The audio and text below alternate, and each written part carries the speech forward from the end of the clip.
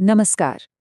चलिए आज बात करते हैं भारतीय न्याय प्रणाली के एक बहुत ही जरूरी हिस्से की, जमानत। ये एक ऐसी व्यवस्था है जो किसी आरोपी की आजादी और समाज की सुरक्षा के बीच एक बहुत ही महीन लेकिन बेहद जरूरी संतुलन बनाती है। लेकिन इस विषय पर बात करना इतना जरूरी क्यों है? एक आंकड़ा है जो आपको चौंका देगा। नेशनल क्राइम रिकॉर्ड्स ब्यूरो के मुताबिक भारत की जेलों में बंद 70% से ज्यादा लोग सजा याफ्ता मुजरिम नहीं बल्कि विचाराधीन कैदी हैं। जी हाँ, मतलब उन पर केस तो चल रहा है लेकिन उनका जुर्म अभी तक साबित नहीं हुआ है। ये आंकड़ा हमारे सामने एक बहुत बड़ा और सच कहूं तो एक परेशान करने वाला सवाल रखता है। आखिर इतने सारे लोग दोषी साबित होने से पहले ही सलाखों के पीछे क्यों हैं? इस सवाल का जवाब जमानत की पूरी प्रक्रिया को समझने में छिपा है। तो इस सवाल का जवाब हमें मिलता है एक बुनियादी सिद्धांत में, एक कॉन्स्टिट्यूशनल आइडिया में, जिस पर जमानत की पूरी इमारत टिकी हुई है। और वो सिद्धांत है व्यक्तिगत स्वतंत्रता का अधिकार। इस सोच को, इस फिलॉसफी को सुप्रीम कोर्ट ने एक लाइन में, एक सुनहरे नियम में समेट दिया है। जमानत नियम है और जेल एक अपवाद है। इसका मतलब बहुत सीधा है। किसी आरोपी को मुकदमे के दौरान जेल में रखना कोई आम बात नहीं होनी चाहिए, बल्कि ये एक असाधारण कदम होना चाहिए, एक एक्सेप्शन। और हाँ, इस सिद्धांत की जड़ें कहीं और नहीं बल्कि हमारे संविधान के दिल में है।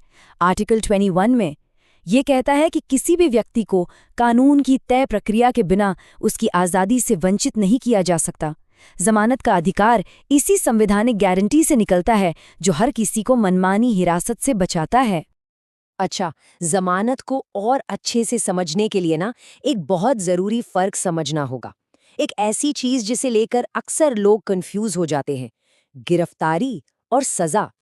तो कानून की भाषा में जमानत का मतलब क्या है? सीधा सा मतलब है कि किसी आरोपी को, जिस पर अभी केस चल रहा है, कुछ शर्तों पर अस्थायी तौर पर रिहा कर देना। ये कोई सजा माफी बिल्कुल नहीं है। ये बस ये सुनिश्चित करने का एक तरीका है कि वो व्यक्ति मुकदमे के दौरान अदालत में हाजिर रहेगा। तो देखिए, यहाँ पर जो सबसे जरूरी बात है समझने की, वो ये कि गिरफ्तारी और सजा ये दो बिल्कुल अलग अलग चीजें हैं। गिरफ्तारी का मकसद सजा देना नहीं है। इसका मकसद सिर्फ जांच को ठीक से चलने देना है। ये पक्का करना है कि आरोपी कहीं भाग न जाए और जब भी कोर्ट बुलाए वो हाजिर हो। सजा तो तब होती है जब अदालत में जुर्म साबित हो जाता है। और गिरफ्तारी का किसी इंसान पर कितना गहरा असर पड़ता है, इस पर सुप्रीम कोर्ट ने बहुत ही जबरदस्त बात कही है।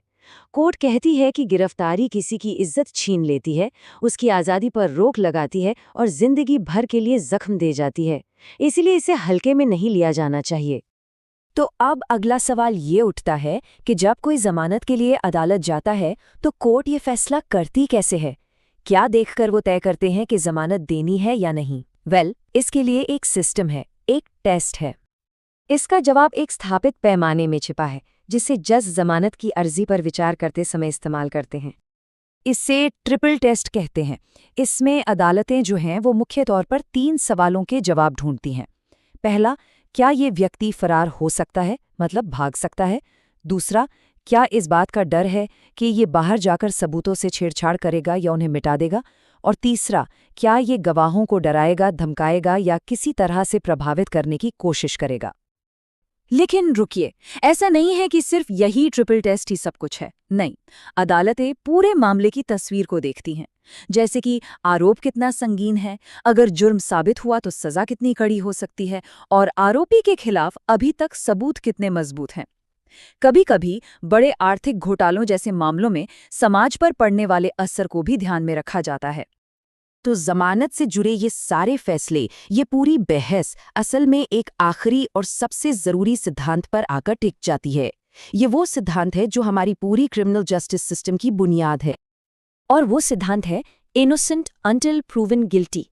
मतलब कानून की नज़र में हर इंसान तब तक बेगुनाह है जब तक कि अदालत में उसका जुर्म साबित ना हो जाए। जमानत इसी सिद्धांत की रक्षा करती है ताकि किसी को सजा सुनाई जाने से पहले ही सजा न भुगतनी पड़े। और जमानत के इस पूरी पहेली को, इस कॉम्प्लिकेटेड बैलेंस को, सुप्रीम कोर्ट का एक और कथन बहुत ही खूबसूरती से समझाता है। ये सिर्फ एक व्यक्ति की आज़ादी का सवाल नहीं है, ये न्याय, समाज की सुरक्षा और हमारे सिस्टम पर पड़ने वाले बोझ का भी सवाल है। तो आखिर में जमानत का जो पूरा संघर्ष है वो इसी एक सवाल पर आके रुक जाता है। कोई भी न्याय प्रणाली ये कैसे सुनिश्चित करें कि इंसाफ पाने का जो लंबा रास्ता है वो रास्ता ही अपने आप में एक सजा न बन जाए। ये सवाल शायद एक सभ्य समाज की सबसे बड़ी चुनौतियों में से एक है।